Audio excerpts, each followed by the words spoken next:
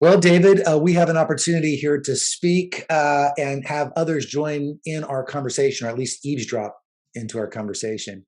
You and I, we have some of the best conversations, I think, when we're together. And our conversations span everything from music to culture to movies to worldviews. And so I thought that in this time together that we would talk about what comes after postmodernity.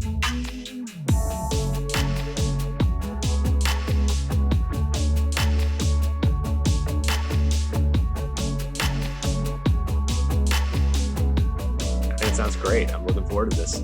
I think it would be helpful for our viewers and listeners, though, if you're catching this conversation via audio, if you're watching it on YouTube or on Facebook or LinkedIn. Can you break down what postmodernity is, and maybe give us it's maybe a lot to condense in just a few minutes, but give us a brief summary of how we got here. What is postmodernity, and how did we arrive at this point? Sure, glad to.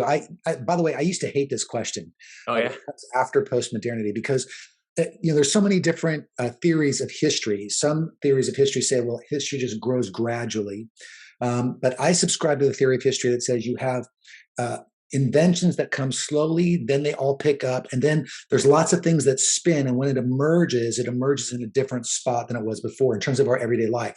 So just think pre-industrial revolution, post-industrial revolution. What came after the post-industrial revolution really fundamentally was different from the way that we lived our lives. And so worldview, sometimes you can have a long worldview and then a short worldview and then a long worldview. And postmodernity is really a short worldview. Some call it late modernity, whatever you want to call it. Post-modernity is probably the better term for it, but it's a short worldview. And the challenge is that people used to ask me, I used to give lots of talks on postmodernity all over the world. And they would say, well, what comes after postmodernity? And I would say, we're too early in. There's not enough time yet to make that speculation. That's what I said several years ago. Now I think I'm prepared to speculate. okay, So we have a vision and strategy course on Wenwyn, and one of the basic tenets of that course is you can't have a vision for where you're going until you absolutely know where you're at. So if you think in worldviews and you think pre-modern, so think pre, I think, therefore I am. That's probably a good right. marking point, right? So we're going back to like the high middle age kind of mindset almost. Yeah, if you think that phrase, I think, therefore I am, is not a statement about self realization. It's actually a statement about who's at the center of the universe. Right. Pre modern worldview was very much about power and gods. Hmm. So there was no question there were deities or a deity in the Christian worldview, and it was just an issue of, well, whose God is greater, Hmm. whose has the most power. Right. You always had a king and a shaman You that were always kind have of a at the king and a pinnacle shaman. of the hierarchy there in your society. That's exactly right. For all of history, Right. there's been a king and a shaman, and they've nearly always been separate because the king needs a check from the shaman, and of the two, the shaman's actually more powerful than the king Mhm. because the shaman dictates when you go to war, when you don't go to war, what you do, how you do it. So, and by the way, for those who are listening, if you want to do some research into shamans, check out the Yanomami tribe in the Amazon, Mhm. and there's some great materials on that. Maybe one of the most Right. researched tribes on the planet. And So, also as a sorry to interrupt, but as also a point of clarity too, when we use the term shaman here, we're not using that as something derogatory. If you come from a Judeo-Christian framework where shaman might sound offensive, it's a stand-in term for priest, someone who has the religious authority, the spiritual authority out of context of the social and hierarchical authority of a king or whoever's at the top of the food chain there. yeah, I mean, I'm going to disagree with that characterization that they're Oh the yeah, same, that priest and a shaman are the same thing. But fundamentally, the idea that there is a stand right. between the gods, whether it's a pantheon of gods or a god and the people, that's it's a very similar function. Okay. So in the pre-modern world, it was a question of allegiances and allegiances to which gods. So it wasn't about ethnicity, it wasn't about race. It was very much about whose god you worshipped. Hmm. And so even there's a great movie out right now called The Northman, and even in Viking culture, there's a difference between a berserker, Hmm. whether you follow a wolf or a bear god, and those who follow different Nordic gods, and they would be at war with each other. So believe it or not, skin tone was not arbiter of belonging. Neither was what region you were from. It was really all about allegiance and belonging. But of course, that allegiance went to this idea of which God is the most powerful. So one good way of thinking about this is to think about Boniface. Boniface is a missionary to the Germanic peoples. When he goes, he has essentially a power showdown between his God and their God. And they're like, you can't cut down the tree. You can't cut down the tree. And he's like, my God's bigger. And he cuts down the tree. And it's a show of force and power. Well, under modernity, that worldview really shifts. And it shifts to a man-centric view of the universe. It really, we start to say, wait a second, I don't think because God exists, I think because I exist. And so what happens is modernity is all about drilling down. It's all about getting to that objective truth on humanity's own effort. Right. There's really no external sources. Now, there's a long development here. Some of the best scientists in the world were also Christians, but essentially at its heart, we get to humanism and we get to, even the modern version of humanism and Nazism, all the rest of that, and atheism. We get to all of that through that basic understanding. There is no God. I don't need a God. I don't need gods. I'm the center of my universe. People are smart enough. We'll figure it out. And we're going to engineer society so that we'll be more moral, we'll be better people, we'll find greater meaning, we'll have greater significance.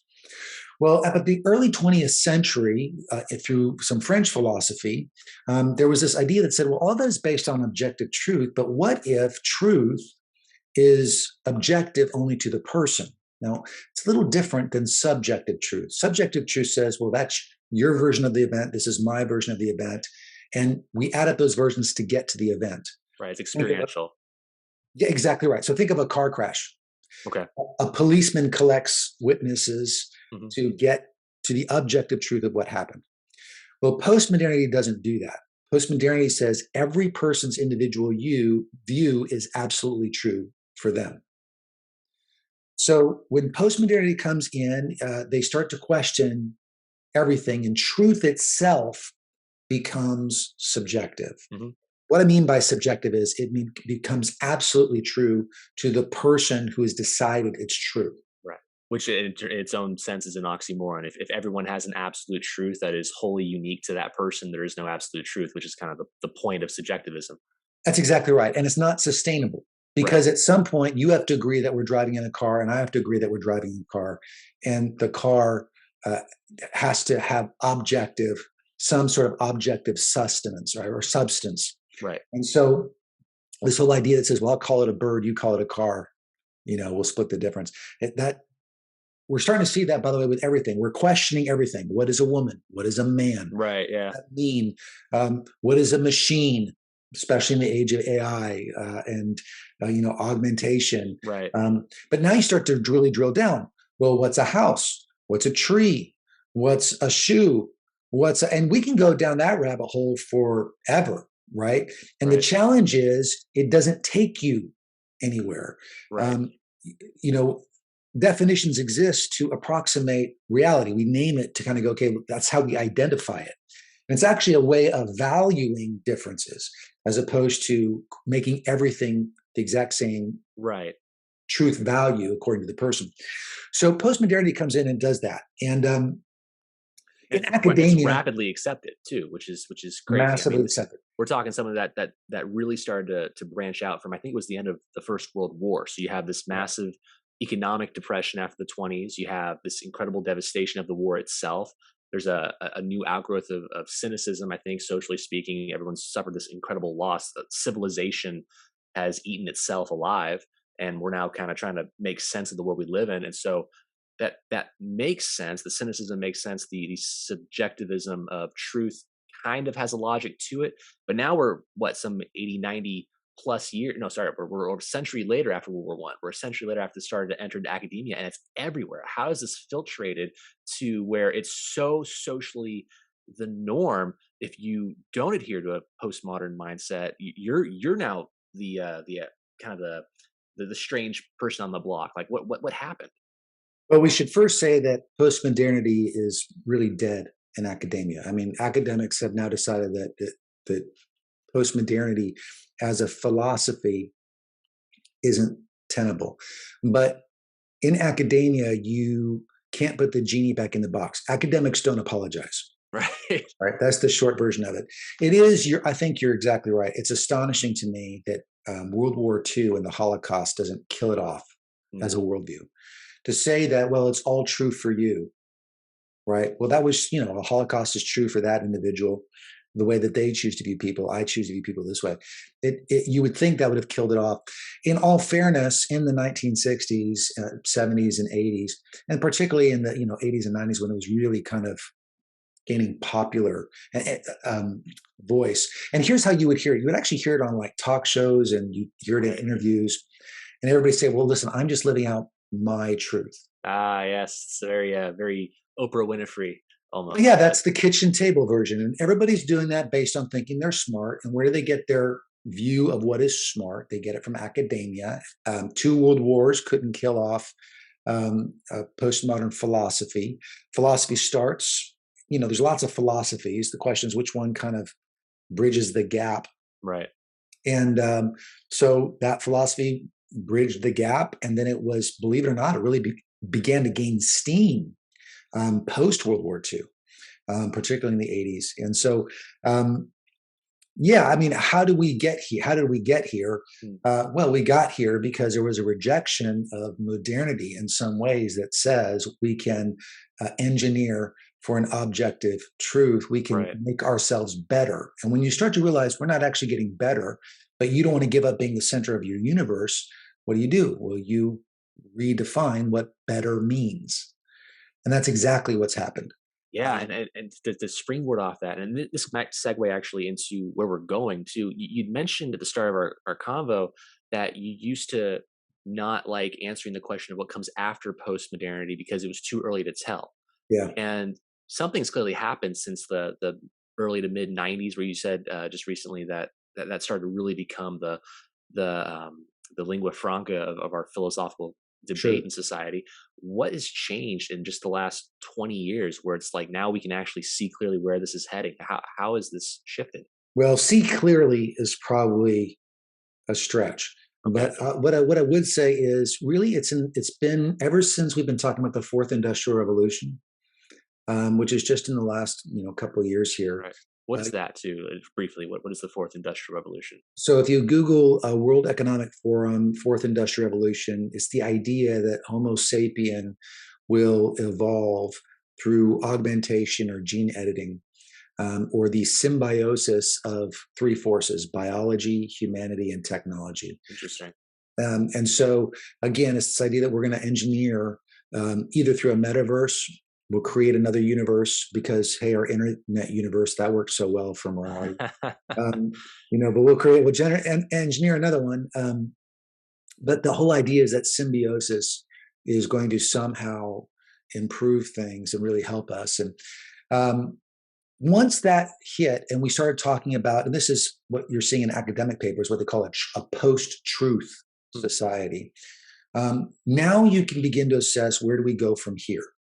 And so now we start to get the glimpses of this. Now, the tail end of postmodernity is going to go on for a little bit because we have currently this issue, this debate with gender fluidity and right.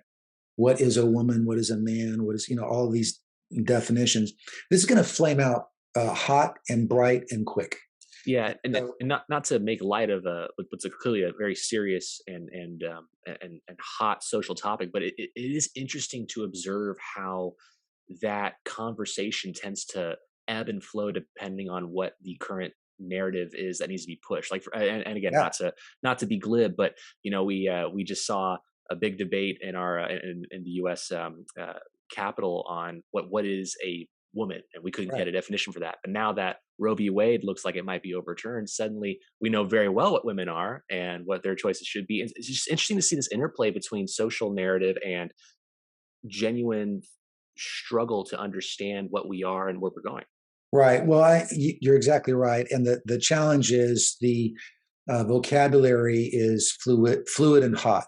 So no, we're talking about gender, not sex. But gender and sex are linked somehow. We know that. And so how do we talk about this? And, all of that it began with, can't we see people as they are and value them? Mhm. Which I'm for. Yeah, I am absolutely for the valuing of individuals, and recognizing that no two people are the same. completely with you. Right.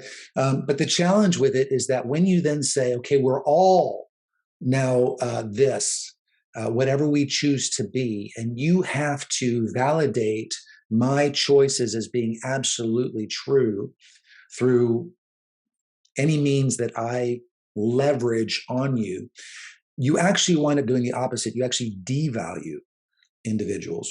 So, I was asked, this is about 3 years before the whole gender debate, I was asked, Okay. what's going to kill it? And I said, women's sports. And the Oh, so you reason, saw that coming.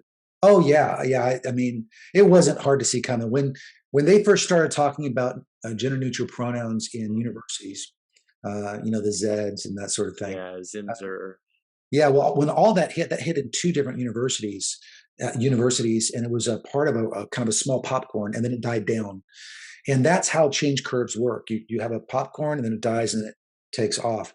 Interesting. And so I telegraphed it. I said, "Look, here's what's coming. We need to be prepared." And everybody said, "That's not going to happen." I said, "I'm just telling you.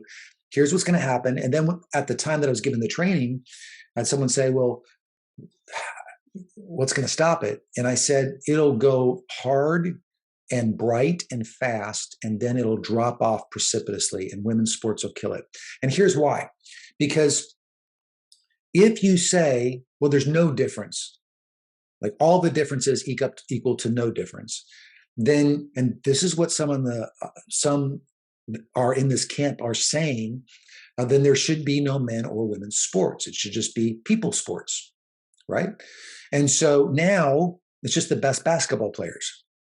Now it's just the best tennis players. Now it's just the best fill in the blank. So what winds up happening is, wow, all those human basketball players, they sure all do look an awfully lot like the same, like what we used to call men, because Almost like biology. biological differences matter, you know? Well, yeah, and that's That's the not to challenge. belittle anyone. That's just the No, but the reality. challenge is, well, this is why Serena Williams, right, said, Outstanding "Oh, tennis I player, of like course. women's tennis. I want to Yeah, keep it." And by the way, let me just say, I am for uh, uh, kind of recognizing that there are segments and creating fair spaces for competition in those segments. 100%. So, I think if you got kids, and if you just say, well, there's no such thing as children and adults, we're all just people, and so kids can compete. 6-year-olds can now compete with high schoolers for the best spot on the soccer team. It's just nonsensical. You wind up really devaluing Yeah, a whole lot. So at the end of the day, and again, I say run the experiment. Like I'm like, people are like, how dare? I'm like, no, man, let's really highlight what's going to happen here. But that's not what's going to happen. People catch on to that pretty quick. They'll start to see what's going on. And I think 2 to 3 years, we're going to see less about this particular debate. mm, The question on the horizon, of course, is what does it mean to be human? That is going to be a much longer, thornier debate. I don't see it going away anytime soon. It's a debate that I think Christian leaders in particular need to be prepared for. I'm banging the drum on this as hard as I can.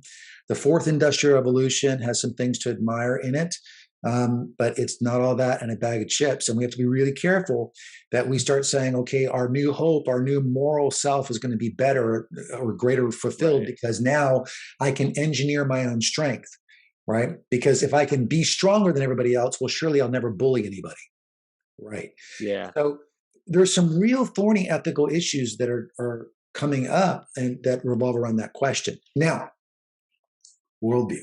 So Okay. what in the world is coming? Okay, so remember, vision is strategy. Once you know where you are, okay, so how do we get here?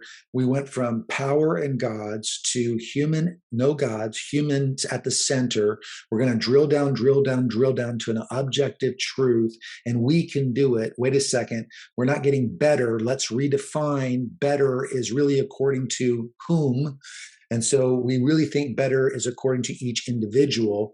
Now, wait, we can't actually live that way. So the postmodern philosophy or late modern philosophy is not going to magically disappear because academics aren't going to admit that they made a mistake. Right. By the way, neither is society. Why? Because there is some truth in the idea that there is a subjective truth on something. We do Right. see things differently. Now, I disagree that that makes objective truth a complete illusion. I disagree with Right. that. But the premise that people have, views on things and opinions on things, and they certainly can see things through certain lenses, I don't think that's disputable. So all of that is not going back in the box. No one tomorrow is going to go, we made a mistake, everybody, sorry, this isn't working. So what do we do? Well, the future is really about values alignments. And what I mean by that is, now you think about this in terms of family units or cities. So what has to happen is we have to function. So, well, we all define truth in this space, and we define that truth based on these values. These are the things we value, these are the things we like, therefore, this is the way we define and chase our reality. Now, the easiest parallel to that is political philosophies, right? I mean, Right. we're all going to group around a political philosophy. But in the Right. future, it's really about the values of truth that you have chosen, which means that cities are going to try and figure out what in the world makes them unique and special, because cities have to compete Right. as our families, as our people. And you're going to start to see allegiances emerge. Now, these allegiances are somewhat pre-modern, but without the gods element. Because now what we're going to say is, well, there is no God. We can't put that genie back in the bottle. There are no gods. Can't put that genie back in the bottle. There is no absolute truth or objective truth. Can't put that in the back of the bottle. So now I just got to choose. There's loads of characteristics out there. Let me choose the characteristics that I want to be known by and that I think society should be built on. And so what'll happen is they'll emphasize certain characteristics and they'll find each other. And they'll create allegiances that say, okay, we are now we're not going to, I don't know that we're going to redefine political city-state borders, but the rise of the city-state is going to reemerge because the alliances that happen between cities are going to grow stronger. They have Yeah. to, because they see the world. They've chosen, I should say it this way, they've chosen to value and see the world the same way. And that choice is not necessarily the same choice that the city next to them or even the family next to them are choosing. And so we're going back to this idea of who are you aligned to, who do you belong to, what are your allegiances? In some ways, it's a return to tribalism in that sense, minus the deistic.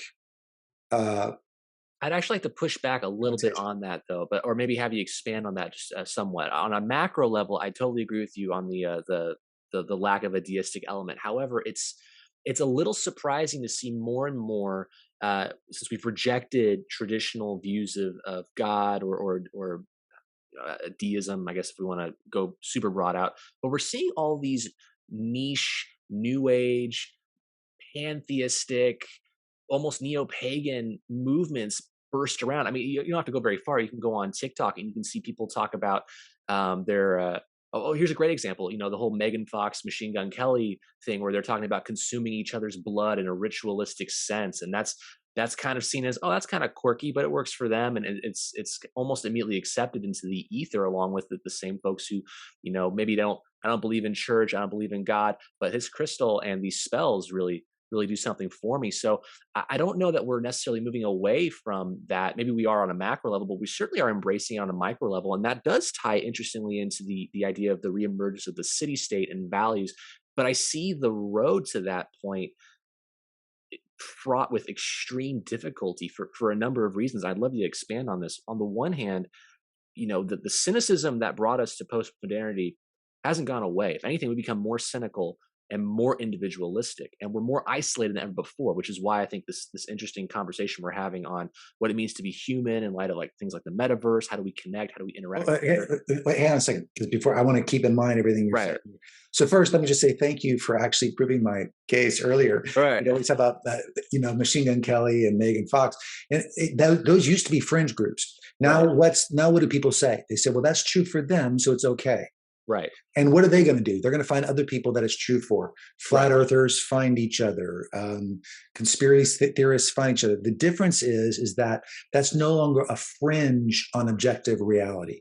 Right. Right? Everyone is forming their subjective truths. The real question is how much porousness is going Right. to exist between groups? Because in the same way, like someone might have different hobbies, will they have different allegiances? And the answer is they're actually going to solidify over time, so they'll become less porous, Okay. not more porous. So you can't think like, well, I belong to this group, and I belong to that group, and I belong to that group. So you're going to have to pick a team, basically. The future is exactly that. Okay. Now, you mentioned cynicism. That's why I stopped you there. Right. Because the thing to recognize about the fourth industrial revolution is that it is optimistic. So you're right. Postmodernity is fundamentally cynical against modernity. That's why it's postmodernity. It's kind of a middle finger at modernity in some ways, to say you almost got it right, but not quite. Right. Humans can't live in cynicism for long. We're not really wired for that. We're wired to hope. And so you have to put your hope in something. Now, before we got cynical in modernity, what do we put our hope in? We're very optimistic in the human spirit. So we're almost returning to that. More than the human spirit. The thought was that we will, through evolution, we will evolve into a higher being. By higher, I mean a more moral, greater being. I won't be nearly as frustrated with myself because, see, I've evolved and I've moved past that, part of my lizard brain. Right. The challenge is that the evidence didn't really bear that out. Right. And if you're talking about who's further evolved than someone else, now you have a whole host of issues in the way that you view people. Right. You're not as evolved as I am, but bless your heart. Like, what are we talking about here? Which is really interesting for the social conversation we have in the U.S. around things like race and the scars we carry in our nation around that. That's actually a product of the Enlightenment. That's not like this age-old, component. It's endemic to the human condition. This is actually an outcropping of modern racism is 100% a product of the Enlightenment. But it was optimistic. And again, the whole idea was if we could drill down further, we could pick apart the engine, we can fix it. Well, postmodernity said, actually, it's not working. You can't live in cynicism for long. So the future, this idea of allegiances and values, is we can pick our values, but through the fourth industrial revolution and engineering, through the metaverse, through connectivity, through enhancement, through CRISPR, through other things, we can engineer ourselves. Because what we're saying is that it's no longer just about the soft wiring, right? It's about the hard wiring, which is kind of a modern thought, right? It was kind of the hard wiring of DNA through time. But what we're saying is that actually we think we can get there through gene editing. We can get there through technology that's fused with biology. We can bypass and short circuit certain impulses. And so the thing to know about the future is that it's fundamentally optimistic. Now, it's misplaced optimism, right? That's clear. But so was modernity had misplaced optimism.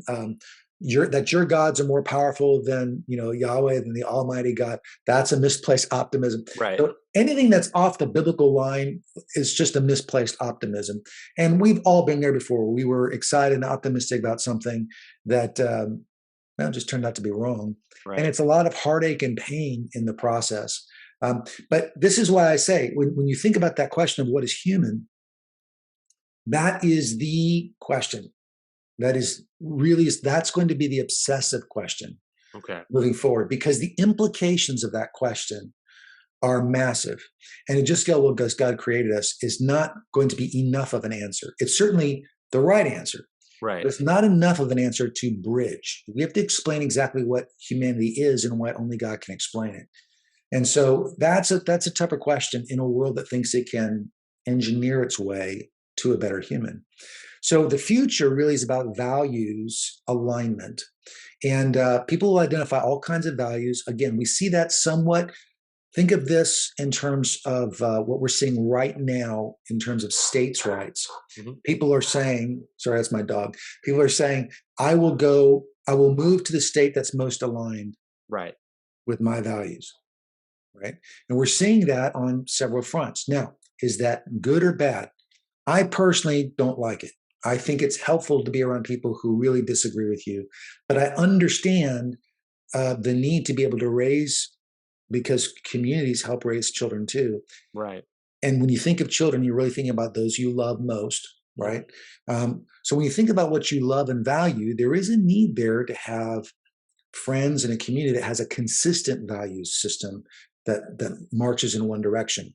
So in the future, this is going to become so important and urgent that people will move anywhere on the planet because they can to get to the values place or values community that most aligns with their version of absolute truth. It's really, really interesting. Now we only have a few minutes left, but if you can condense the next step then for any Christian leaders or any individuals looking to navigate those waters. I'm still hearing we're going to have to go through some real doldrums before we settle into what this new phase of worldview and social experience is going to be. How do you recommend we go about navigating that as the church or on an individual level? That's such a great question. I think first you have to have an answer for what does it mean to be human? And it really needs to be a well thought answer. You've got to think about creativity. You have to think about spirit. You have to think about, you know, what does limitation do for actually helping us to thrive? Whether it's physical limitation, whether it's mental limitation, whether it's cognitive, or Mhm. what does limitation actually do for humanity? Why is it important? Um, why is it that we've never been able to really engineer our own morality? Hmm. Really, truly, every time we have, it's gone disastrously, Yeah. right? Because it's more for most of human history, when we're engineering our morality, it's always away from something else. And so I think those become really critical questions for the leader of tomorrow. In terms of the values worldview and alignment, I think it's really going to help the leader to think through what are the values of my city or neighboring cities? What are the values of a certain country? Why are those the values that they are? And who might they best thrive with in the future? Who might Hmm. they best vibe with? Now, nation states do this already. That's why alliances exist, right? Right. We'll link arms. Sometimes it's just geography, but most often it has to do with we resonate in some way together. But you really need to think through the attributes. And the best way to think through this is really characteristics, character attributes, which values inform the way that we speak truth into the world, right? And in the future, everybody's going to applaud this. They're going to go, wow, see, we're getting nobody has a corner on any truth. So we're getting truth from all these places and we're all equal, except that over time, some places are just going to do better than others. Mhm. And you're really kind of back to square one. And then, of course, everything will shift again. It might get a little cynical for a while and then it'll get optimistic again. That's fantastic, man.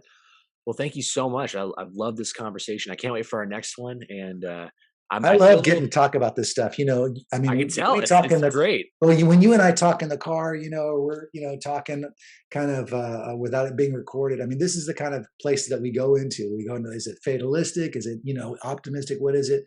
Um, but it's just such a critical time, right? Yeah. It's just such a critical time in history, and it's one where I think um, Christian leaders in particular, we just need to be really missional and really thoughtful. And it can't be just we're going to stand against the tide, but it Right. also can't be, well, we're just going to swim with the tide. We need to be the insightful folks to go, guys, you're rushing in a direction and I'm coming alongside you, but I'm coming alongside you so that you don't like run off the cliff. Right. So let Almost to me, direct the tide. yeah, let's direct it. Let's steer it. Like, let me affirm what you're going for because I see what you're going for. Right. But let me just tell you why the way you're doing it isn't going to get you there. And any great friend who really loves their friend and they see their friend making bad choices, that's the conversation they're having. Man, I'm your friend. I'm here for you. But this isn't really going to work for you. Like you're making X, Y, and Z choices, and I get it. And I get what you long for, but I don't think it's going to get you there. And that's a true friend, right? Mhm. That's someone who's going to love you through thick and thin. And that's really what the world needs. And, God commands that we love him, and he loves the world. And so even though we're not of the world, we're in the world, and we're to be missional to the world. And so I think we have some of the greatest opportunity for city witness and influence. I mean, think the days of Daniel, this Mhm. kind of influence at the very top echelons of decision making. But I think because of the internet and other things, we're going to see that influence pushed down instead of just being siloed at the very top. We're going to see Right. all kinds of influence all over the world at different points. So I think it's actually an exciting time for mission. I'm also excited for Jesus to come back whenever he decides to do that. But I personally am optimistic and hopeful. I do think it's going to get very complicated, um, and so it's important that we get ahead of it. And so, not just with the fourth industrial revolution, but start to think about, start to really think about values and truth and which expressions you resonate most with. And then have the humility to go, okay, maybe that's not a comprehensive set. One of the great things about being a Christian is we look at the things that we like and the things that we value, and then we allow Scripture to challenge us on the things we don't, especially if it values something we don't value, Mm. and we just make a decision to submit to it. So to submit to Scripture, I should say, so Right. that our values actually expand. So yeah, it's going to be interesting, and values challenging is going to be interesting. So it's going to be an interesting time.